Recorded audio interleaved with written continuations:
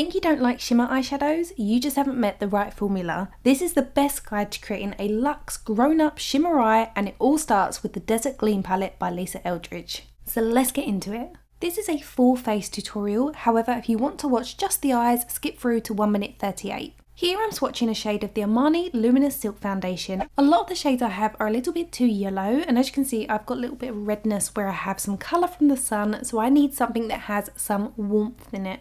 So I'm going with the shade 5.25, which as you can see when swatched on my face looks a little bit pinky. The shade itself is a medium neutral undertone, but it is slightly pinkier than the neutral undertones of some of the other shades. So that's going to help bring my complexion up to a colour that matches my chest, or at least getting us closer to that. So earlier I put my skincare on, and I've just used the M Cosmetics Divine Water to spritz over my skin to rehydrate that base ready for the foundation. I've chosen this foundation specifically to pair with this kind of smoky eye because the eyes are the standout part, therefore you want all the rest of your makeup to be less intimidating, less of the focus, so we want the skin to still look like skin. Armani Luminous Silk has been designed to be like silk over the skin. It's a light medium coverage and it's definitely buildable, but it will always look like skin. If you want something that's much more full coverage, rather than just keep building on this to achieve that, I would swap for an alternative foundation such as the Estee Lauder Double Wear. So I've applied 2 layers of this foundation, and then I'm using a damp sponge just to press over that to make sure that it's completely streak free. To prime the eyelid, I'm going to use the Morphe Solo Artist Priming Eyeshadow in the shade Debut, which is a soft pink. And to buff this across the eyelid, I'm using my Refa 01 blending brush. These Morphe Solo Artist pots are really reminiscent of the MAC Pro paint pots, if you remember those. They're still a thing, but they were a lot bigger in like 2016 when smoky eyes were a much bigger thing. These are really great for neutralising the eyelid before you apply any kind of eyeshadow. It creates a nice smooth base, it gives a nice amount of coverage, and they come in different shades so that if you have a slightly pinkier undertone, a more yellow undertone, if you remember Painterly by MAC was the pinkier one, Soft Ochre was slightly more yellow, and then you had Groundwork, and in the Morphe ones you've got this one which is Debut, which is slightly pinkier, Airplay is a brighter one which is a little bit more yellow, but you can also start with the darker shades, like Groundwork was slightly darker, so it was a great base for a smoky eye, as is Set List by Morphe. It's a warm chocolate brown, which is a great shade. They blend beautifully and they are a great starting point for any smoky eye. I wasn't sure exactly where I was going to go with this look yet, so I went with a lighter one that was more flesh toned for me. So here is the new Eldridge eyeshadow palette in Desert Gleam. On the website it's described as sensual sandy desert tones. The first shade I'm going to be using is this one called Dunes, which is a seamless matte rich warm sand shade, and to apply that I'm using my Refa 02 brush, which is a flat shader brush, and I'm popping this on the inner half of the eyelid. I'm also going to pop it on the outer half, and I'm going to leave the center section with no colour for quite some time, only because this is the area that we're going to be applying the shimmer, so I'm just going to apply less product to this area. As we go, we want to buff the colour in to make sure that it's always seamless. This is the Refa 27 brush. I love it. It's soft, fluffy, and it's a great one for working in the socket line because it does all the work for you. If you find leaving that centre a little bit difficult or it plays on your OCD, feel free to fill it in because we're going to be going over this later with a cream eyeshadow as a base for our shimmer, but you will just find that it goes on better if you don't build up too much colour underneath because we're going to be working with some darker shades here. We're going to be using the shade Acacia, which is another seamless matte, and it's described as a rich, deep cocoa brown. Because this is quite intense, I'm going to be using it quite lightly, and I'm still using that same brush, and I'm popping this on the mobile lid, so from the eyelash line up to where the eye naturally creases, which is called the socket. I know lots of you already know these terms, but so many of you are new to makeup, so forgive me for repeating myself in lots of my tutorials. I feel like education should come first. So I've traced over the left and the right side of that mobile lid and made sure they met in the middle in the centre. I'm then also taking that underneath the lower eyelash line all the way across, but again I'm only using a very light amount. I really want to buff this in so it's very light, still smoky but not overwhelming. Always remember you can add colour, but it's much harder to take away, especially when we're working with deeper shades. So take a smaller brush like this. This is the 03 by Refa, which is a small pointed pencil brush, and we're going to start to build up the colour, but in a very precise manner. I'm using this to pull the colour outwards from that lower eyelash line to create a bit of a soft V shape. However, if your eyes are more hooded, you can keep it rounded. As I mentioned earlier, we're going to be going back and forth with our number 27 brush to blend out those seams to make sure everything looks very soft. With an extremely light hand and the very tip of that pointed pencil brush, I'm lightly redefining that outer V shape, but I'm not adding any additional colour to the bristles. I'm using what's left in the bristles. Next, I'm taking the Lisa Eldridge Seamless Glide Eye Pencil in the shade Ground Coffee, which is one of my absolute favourites. As you can see, it's super soft. With one swipe you get so much pigment payoff and the longevity is phenomenal. I now want to start intensifying the smoky area of our smoky eye. And to do that, I'm going to take the Morphe 301 Eye Packer brush. I've run the bristles along the Ground Coffee eye pencil and I'm buffing this at the root of the eyelashes upwards so it creates a really soft smoke. So there should be a nice gradient of this eye pencil, which is darker, into the acacia brown that we've already applied. If you feel more comfortable, you can just build up the dark brown eyeshadow on its own.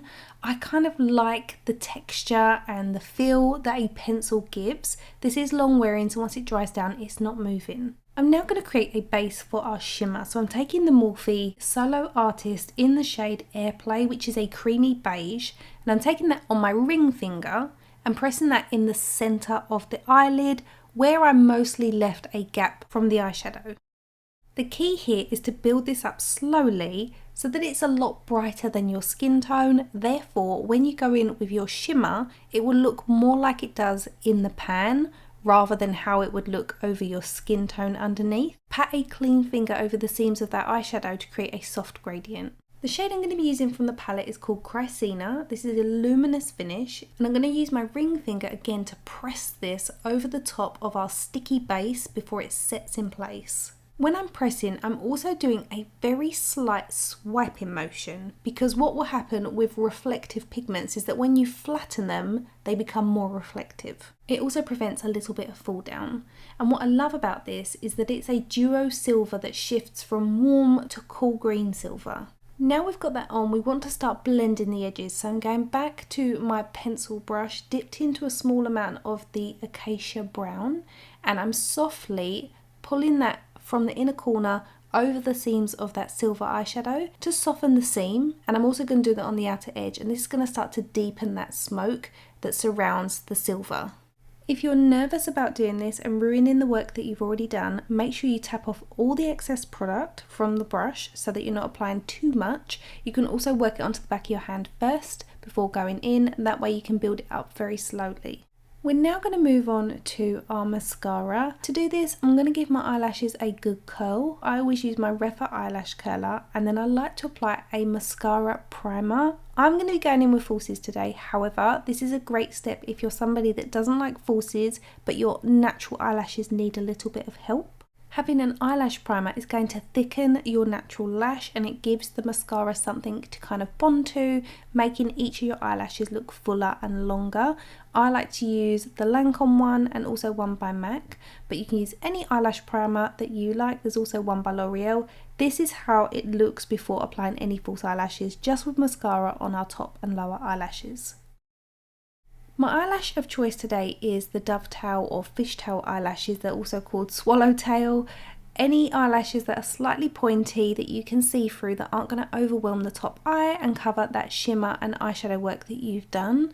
These are great because they give that soft flirty finish, but it's not going to overwhelm your eyes. The great thing about these individual lashes is that you can also get them in different lengths to suit your eyes. You can go as small as 8mm, even 7mm, and you can go as high as 14mm. These are 12s, and on the very inner corner I like to use an 8 or a 10.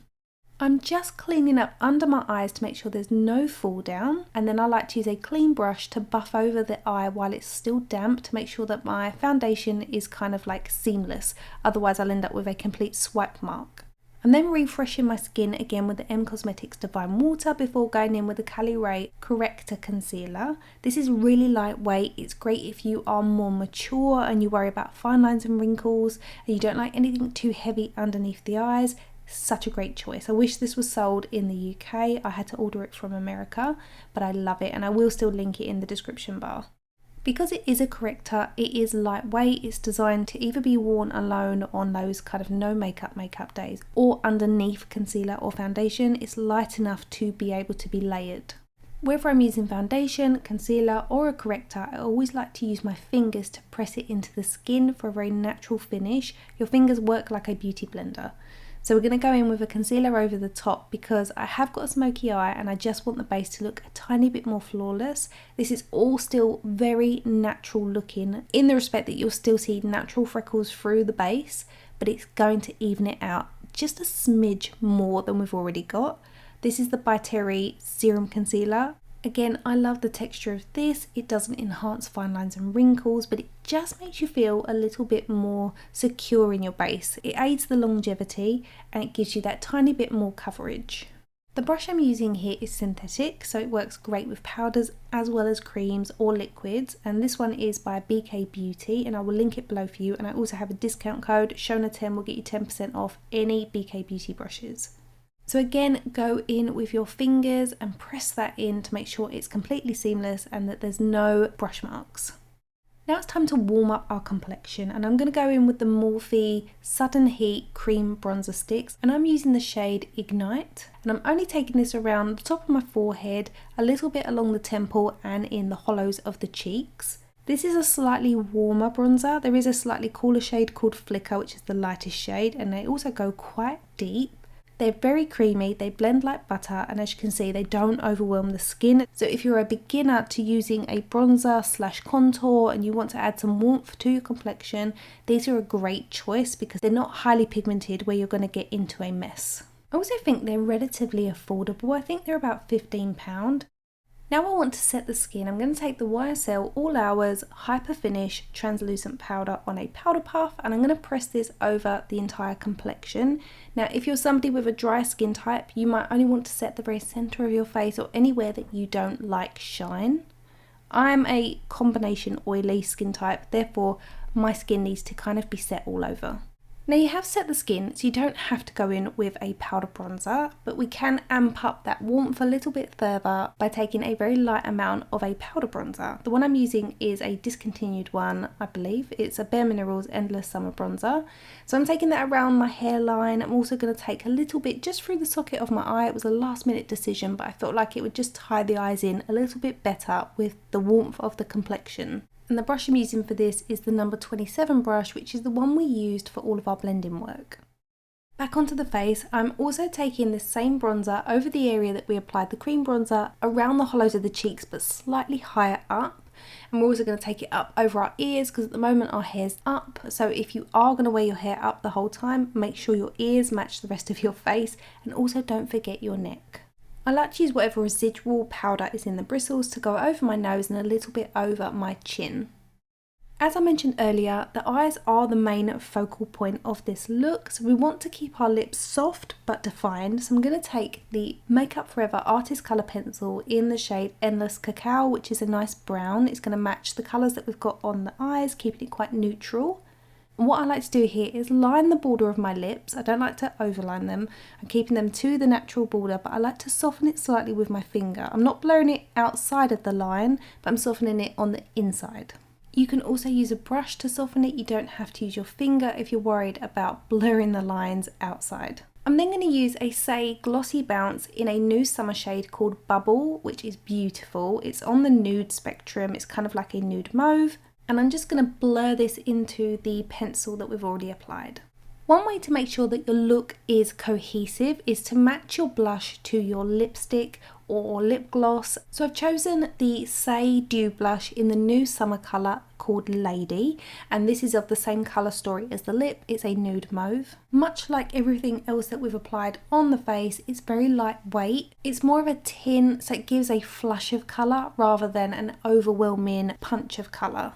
The name suggests that it is a dewy blush. It contains a plant-derived glycerin, so the finish on the skin is very hydrated looking. So my final touch of powder is to avoid the area that I've applied this blush because I don't want to take down that beautiful sheen that it gives to the skin, but I want more of a matte finish through the centre. And that completes today's tutorial using the new Lisa Eldridge Desert Gleam eyeshadow palette. I absolutely love this palette. It's so versatile, and this is just one of so many different looks that you can create with this palette. So if you are nervous about trying shimmer, I hope this tutorial has helped convince you to give it a try. The formula of this eyeshadow palette is second to none. I will link all the products I've used in the description bar so you guys can shop directly from the video. Please give the tutorial a thumbs up if you enjoyed it, because it really does help with the algorithm.